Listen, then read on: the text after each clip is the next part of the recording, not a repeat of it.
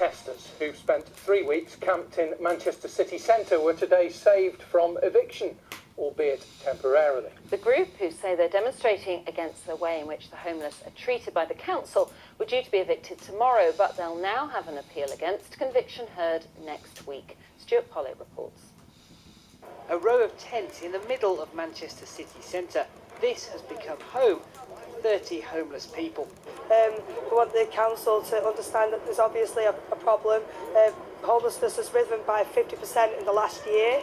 There's obviously a flaw in the system and they need to look at it. To be honest, we clean up after ourselves every morning, and if we shouldn't be here, where do they suggest that we go? Hidden in doorways. Any accommodation available? If there is, then they will offer it. Today the council was offering guidance about where they could go to get help.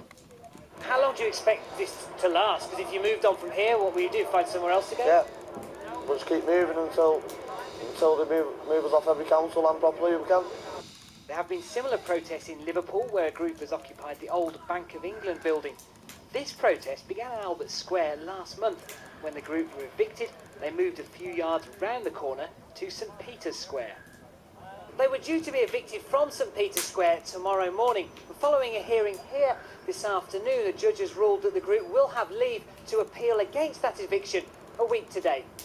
In this case, the displaced people are British citizens who have become refugees in their own city. The court on the 14th of May, at the appeal court, will decide whether they should be given that opportunity to have their views considered in more detail.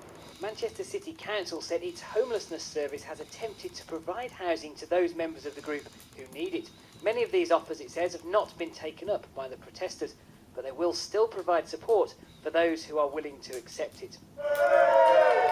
For the protesters, this was a small victory. They will be able to keep their camp for a week at least. Stuart Pollitt, BBC North West Tonight, Manchester.